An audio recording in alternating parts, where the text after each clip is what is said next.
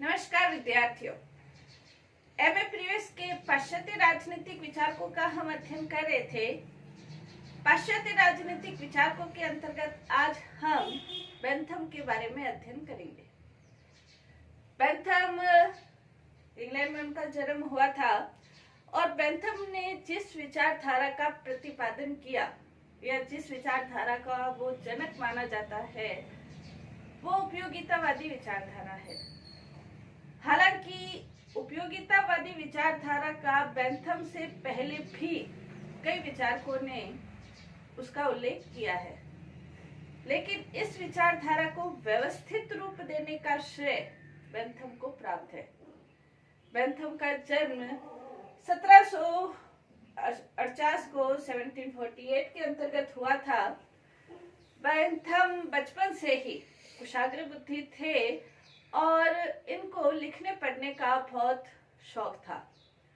मतलब ये कि हमेशा हर दिन वो कुछ न कुछ लिखते रहते थे।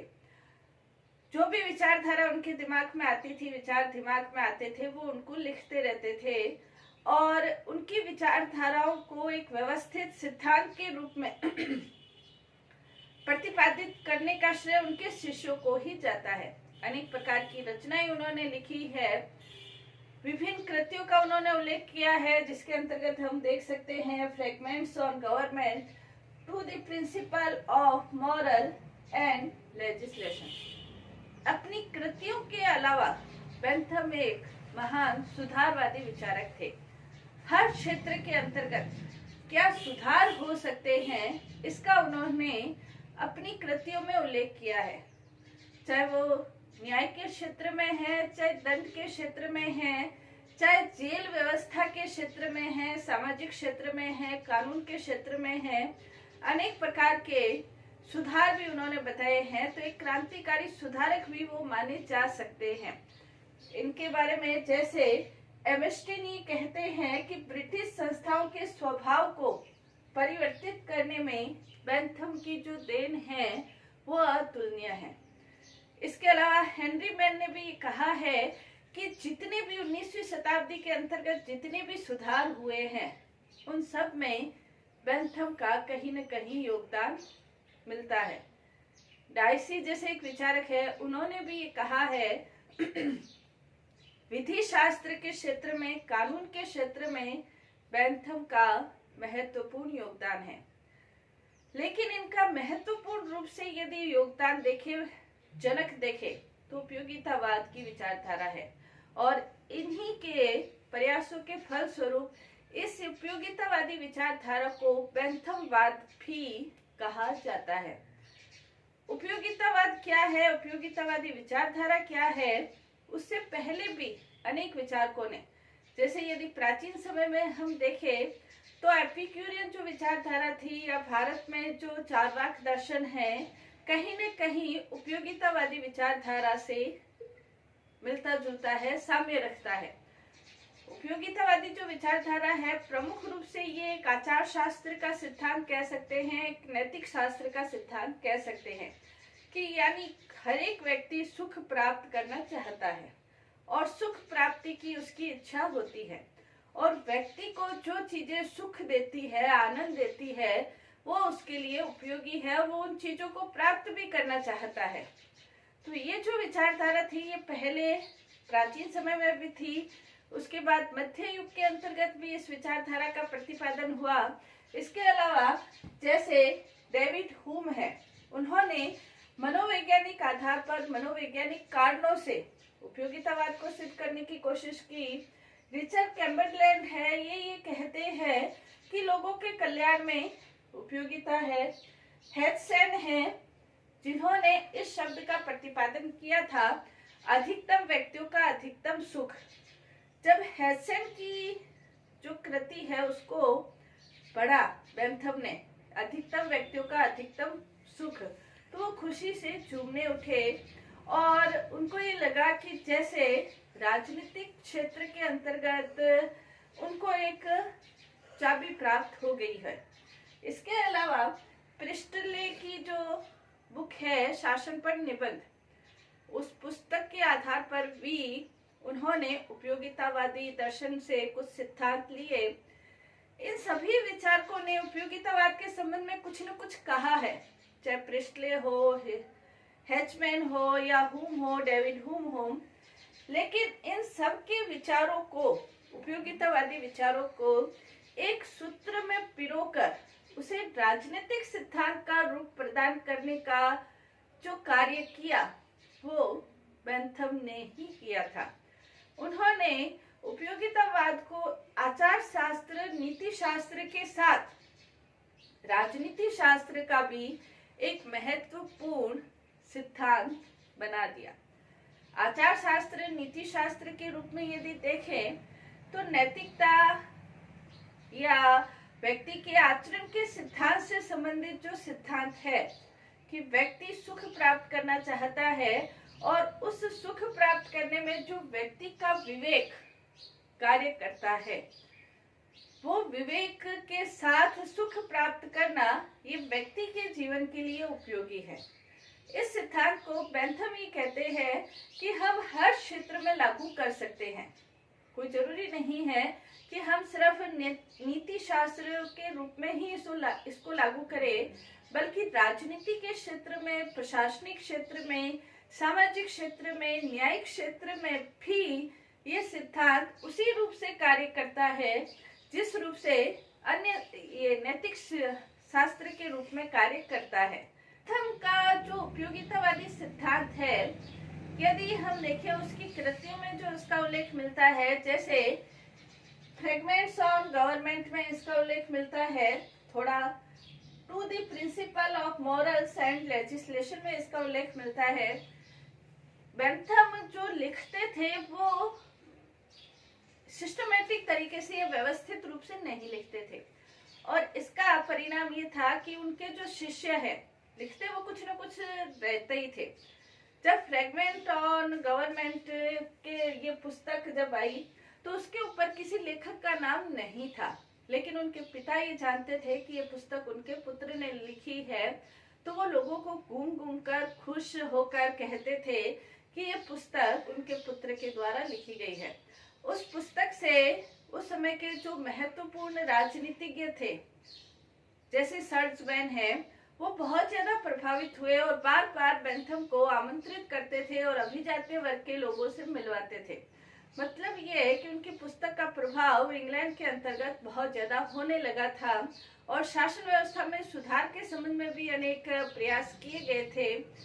बेंथम का जो उपयोगितावादी सिद्धांत है, यदि हम देखें तो उपयोगितावादी सिद्धांत का अर्थ बताते हुए बेंथम ये कहते हैं कि उपयोगिता किसी वस्तु का वह गुण है जिसके द्वारा वह किसी ऐसे पक्ष के लिए लाभ, सुविधा, सुख, अच्छाई या कल्याण का सृजन करती है, अथवा ऐसे पक्ष के विरुद्ध होने वाले छल, पीड़ा, बुराई, अहित को रोकने का कार्य करती है, जिसके बारे में विचार किया जा रहा है।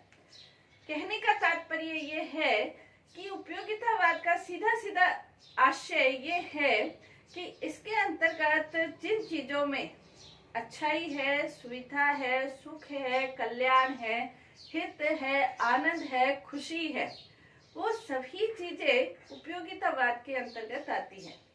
और वो चीजें जिसके अंतर्गत बुराई है, छल है, कपट है, या जिनसे व्यक्ति को दुख की उत्पत्ति होती है, दुख का सृजन होता है, वो उपयोगितावादी सिद्धांत के विरुद्ध है। बेंथम ये कहते हैं कि उपयोगितावाद का जो सिद्धांत है वो ये चाहता है कि जो व्यक्ति को जो चीजें सुख प्राप्त करती है, उन सुख प्राप्त करने वाली चीजों का प्रयास करना चाहिए, क्योंकि वो उनके लिए उपयोगी है, और जिन चीजों से दुख प्राप्त होता है उनसे उन्हें किनारा कर लेना चाहिए, क्योंकि दुख से व्यक्ति में जो अशांति की अनुभूति होती है उससे वो उसके लिए अनुपयोगी है, वो उसके किसी काम की नहीं है। तो उपयोगितावाद का ये अर्थ है।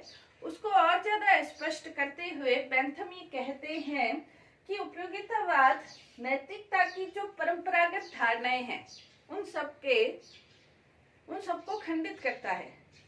नैतिकता की परंपरागत धारणा क्या है उसको भी बेंथम स्पष्ट करते हैं। वो ये कहते हैं कि नैतिकता की जैसे परंपरागत धारणा ये है कि प्राकृतिक विधि ही सर्वश्रेष्ठ विधि है, यानी कि व्यक्ति को अपना जो जीवन है वो प्राकृतिक नियमों के अनुकूल ही व्यतीत करना चाहिए। दूसरा, प्राकृतिक नियमों के अनुकूल व्यतीत करना चाहिए, यही उसके लिए अच्छा है। दूसरा ये नैतिकता के संबंध में कि ईश्वर की इच्छा के अनुरूप ही अपना जीवन व्यतीत करना चाहिए। ईश्वर की इच्छा का हमें पता कहाँ चलेगा? तो ईश्वर की इच्छा का पता हमारे जो ग्रंथ है, जो हमारे पौराणिक ग्रंथ या जिसे कह सकते हैं जो धार्मिक ग्रंथ है, धार्मिक ग्रंथों में हमें ईश्वर की इच्छा का पता चलता है। यानी कि जो कार्य धार्मिक ग्रंथों के अनुसार है वो नैतिक है, और जो कार्य धार्मिक ग्रंथों के अनुसार नहीं है वो कार्य अनैतिक है, पाप मूलक है, पुण्य के अनुरूप नहीं है। कुछ दार्शनिक नैतिकता की परंपरागत धारणा के अंतर्गत ये भी कहते हैं कि आपकी जो अंतरात्मा कहती है वो नैतिक है। जिस कार्य को आपकी अंतरात्मा अस्वीकार करती है वो कार्य अनैतिक है। बेंथम ये कहते हैं कि नैतिकता की ये सारी जो परंपरागत धारणाएं हैं, ईश्वर की इच्छा हो, प्राकृतिक विधि हो, अंतरात्मा हो, इनका वर्तमान समय कोई महत्व नहीं है, क्योंकि इनको हम प्रामाणिक रूप से नहीं देख सकते। ईश्वर की इच्छा क्या है, क्या हम प्रामाणिक रूप से देख सकते हैं? प्राकृतिक विधि क्या है? ग्रंथों में जो लिखा गया है, धार्मिक ग्रंथों में, क्या वो सही था, नहीं था, इसके बारे में प्रामाणिक रूप से कुछ नहीं कहा जा सकता। तो ये जो सारे सिद्धांत है, जब प्रामाणिक रूप से इनके बारे में नहीं कुछ कहा जा सकता है तो ये सारे सिद्धांत सही नहीं है, मतलब ये निरर्थक है, व्यर्थ है। इसको स्पष्ट करते हुए बेंथम ये भी कहता है कि प्राकृतिक विधि, नैतिकता, अंतरात्मा, ईश्वरीय इच्छा, इन सब का कोई प्रामाणिक रूप से ये सिद्ध नहीं है, इसलिए ये सभी निरर्थक है। मतलब वो यही कहना चाहते हैं कि व्यक्ति को ईश्वर इच्छा, नैतिकता, प्राकृतिक विधि, धार्मिक ग्रंथ, इन सब के चक्रों में नहीं पड़कर अपनी नैतिकता, अनैतिकता, इन चक्रों में नहीं पड़कर व्यक्ति को किन चीजों से, किन कार्यों से, किन विचारों से सुख प्राप्त होता है वही उसके लिए नैतिक है। बाकी कोई भी अन्य जो चीज है उसके विषय में सोचना भी नहीं चाहिए। जो व्यक्ति को सुख प्राप्त करे, जो चीजें सुख दे, वो उसके लिए उपयोगी है और उसके बारे में ही उसे प्रयास करने चाहिए। और जिन चीजों से दुख की उत्पत्ति होती है उनसे दूर रहना चाहिए। मतलब ये जो सिद्धांत है ये सिर्फ व्यक्ति विशेष तक ही नहीं है, बल्कि राज्य को भी ऐसा प्रयास करना चाहिए जिससे अधिकतम व्यक्तियों को अधिकतम सुख की प्राप्ति हो। सामाजिक क्षेत्र में भी ये प्रयास होना चाहिए जिसमें अधिकतम व्यक्तियों को अधिकतम सुख की प्राप्ति हो। आर्थिक क्षेत्र में ये सिद्धांत सिर्फ व्यक्तिगत नहीं है, बल्कि ये सिद्धांत सभी क्षेत्रों के अंतर्गत लागू होता है। बेंथम ये कहता है, नेक्स्ट उपयोगितावादी सिद्धांत क्या है? उसके अंतर्गत बेंथम ये कहते हैं कि प्रकृति ने मनुष्य को दो सत्ताधारी स्वामियों के अधीन रखा है। दो सत्ताधारी स्वामी कौन है? सुख और दुख।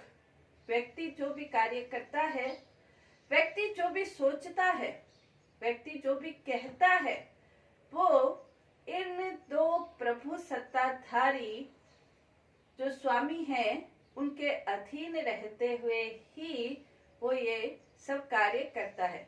जो भी वो सोचते हैं, जो भी कहते हैं, जो भी करते हैं।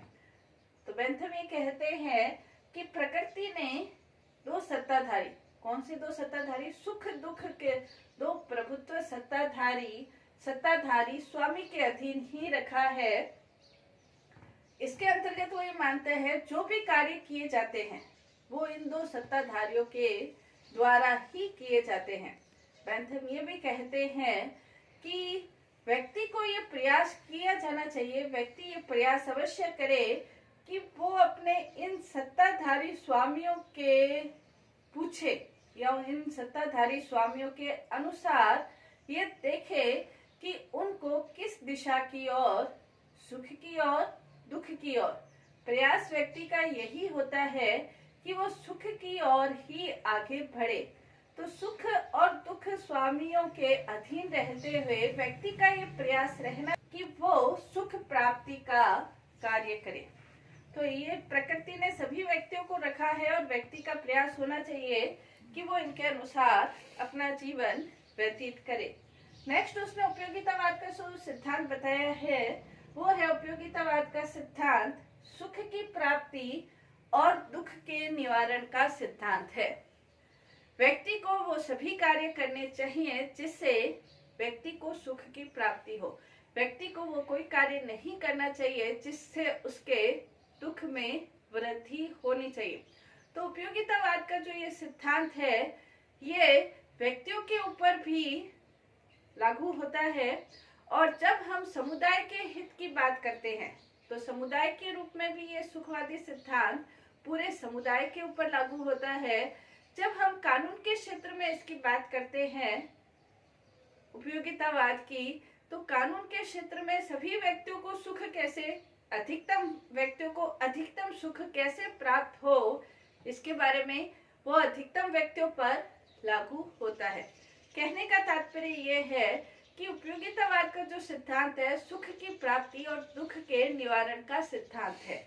उपयोगितावाद का और ज्यादा स्पष्टीकरण हम नेक्स्ट क्लास में करेंगे। धन्यवाद।